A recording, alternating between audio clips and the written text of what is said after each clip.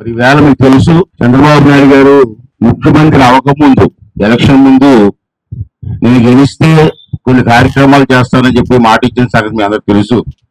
ఆ రోజు మేము అంతా అనుకున్నాం, అంటే నేను కూడా సీనియర్ గా పార్టీలో చేయగలమా లేదా అని భయేసింది నాకు.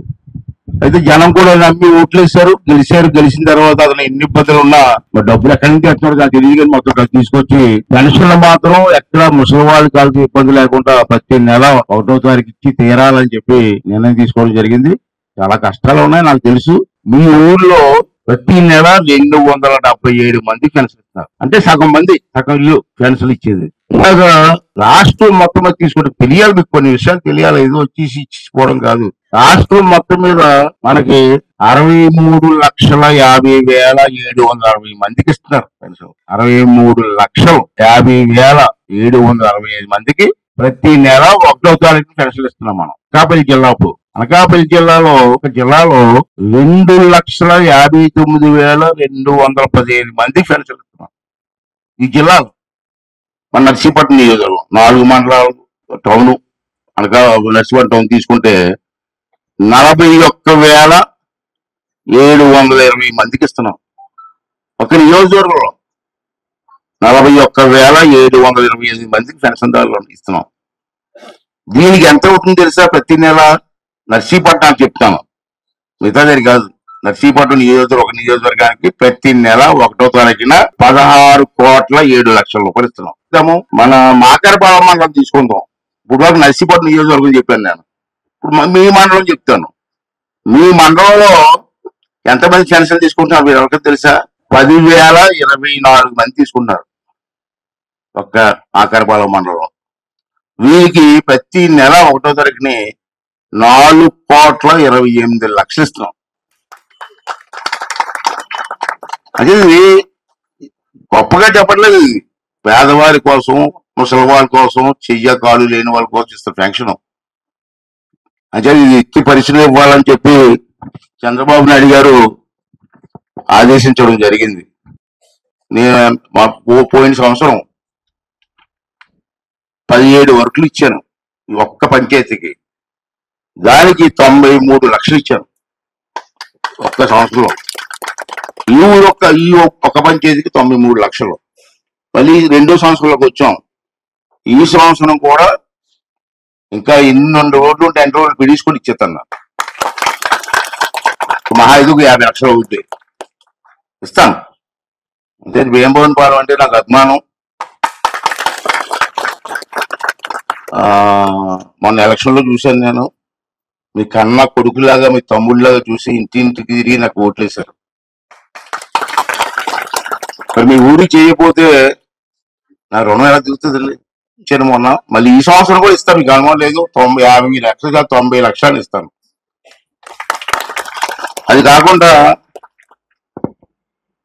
8 లక్షలు ఇచ్చాను. చింతలూరు గ్రామానికి 35 లక్షలు ఇచ్చాను. సరే, మొత్తం మీద పంచాయతీ అనుకోండి. మొన్న నేను వేసినంటే ఒక ఫ్యాక్టరీ వచ్చింది మనకి. మొన్న కలెక్టర్ గారు వచ్చి ఫ్యాక్టరీ ఇస్తున్నాం మీకు, ఎక్కడైనా పెట్టచ్చు, నర్సీపట్నంలో నాతవాడలో పెట్టవచ్చు, నర్సీపట్నంలో పెట్టవచ్చు, ఎక్కడైనా పెట్టచ్చు ఫ్యాక్టరీ. అదేంటి పౌడర్, కాఫీ పౌడర్ తయారు చేసే ఫ్యాక్టరీ. అరకు కాఫీ అంటారు, మీరు ఉన్నారనుకుంటున్నా, అరకు కాఫీ అంటారు. వాళ్ళు ఇక్కడ ఫ్యాక్టరీ పెట్టి పౌడర్ తయారు చేస్తారు. రాజీవ్ గారు మనం వచ్చి సైట్ చూశారు. దాంట్లో సుమారు 500 మంది ఓన్లీ ఆడవాళ్ళే పనిచేస్తారు.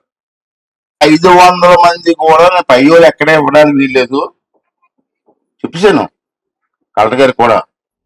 ఎక్కడి నుంచి తీసుకొస్తే కుదరదు. నర్సీపట్నం వాళ్ళు కూడా ఇవ్వడం, ఓన్లీ ఈ మండలం వాళ్ళకి, ఈ చుట్టుపక్కల గ్రామాలకి ఇస్తాం. నాతవరం ఇచ్చానుకోండి, ఎప్పుడు వస్తారు? మన రాష్ట్రంలో వృద్ధాప్య పెన్షన్ 4,000 ఇస్తామండి మనిషికి. ఇస్తున్నామా? కానీ మిగతా రాష్ట్రాల్లో ఎంత ఇస్తారో తెలుసా? మళ్ళాటి రాష్ట్రం, చాలా రాష్ట్రాలు ఉన్నాయి కదా. కొన్ని ఉదాహరణ చెప్తాను. చంద్రబాబు నాయుడు లాంటి లీడర్లు ఎందుకని చెప్తానంటే, ఈ ఒక్క ఉదాహరణ చాలు. 1,600 రూపాయలు మనం ఎంత ఇస్తున్నామండి? 4,000 రూపాయలు. అంటే మీకు తేడా తెలియకపోతే ఏమవుతుంటే ఏదో అనుకుంటున్నారు. తమిళనాడు పక్కనే తమిళనాడు చేసి కదా మద్రాసు, ఆ రాష్ట్రంలో ఎంత ఇస్తున్నారు సార్ పెన్షన్? 1000. మనం 4,000 ఇస్తూ ఉంటారు, 1000 రూపాయలు ఇస్తున్నారు. అంటే ఎందుకు చెప్తారంటే తెలియదు జనానికి. ఇంత ఇంత బాధల్లో ఉండి 4,000 రూపాయలు ఇస్తున్నాం మనం. అప్పులు పోలైపోయిన రాష్ట్రం ఇది. ఆ బ్రహ్మాండంగా ఉన్న రాష్ట్రం 1000 రూపాయలు ఇస్తున్నారు. పథకం పెట్టారమ్మా. ఆ పథకం పేపర్లో రావాలా, అందరూ కూడా మాట్లాడాలా. వాళ్ళు వీళ్ళు లేరు, ఎవరైనా సరే 70 సంవత్సరాలు దాటిన వాళ్ళకి, అటువంటి వాళ్ళకి ఏదైనా ఆపరేషన్ చేయాలన్నా ఏమైనా మందులకు కానీ కేంద్ర ప్రభుత్వం ఒక్కొక్క మనిషికి 5 లక్షల రూపాయలు ఇస్తున్నారు. 5 లక్షలు పక్కన పెట్టారు. ఇంట్లో కూడా చూసుకోవచ్చు మీరు. ఆయుష్మాన్ వందనా భవన్, వందనా కార్డు. 70 సంవత్సరాలు దాటాల, ఎవరైనా పడదు, ఆడవాళ్ళైనా మగవాళ్ళైనా ఎవరైనా పడదు.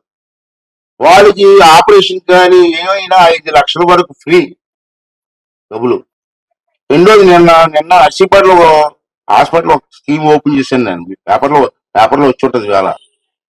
గర్భవతులు ఉన్నారు, వాళ్ళకి గవర్నమెంటే ట్రీట్మెంట్ చేస్తున్నారు, టెస్టులు చేస్తున్నారు. నేను చేయించాం కొంతమందికి, ఎవరైనా చేయించుకోవచ్చు. వాళ్ళు చేసుకున్న తర్వాత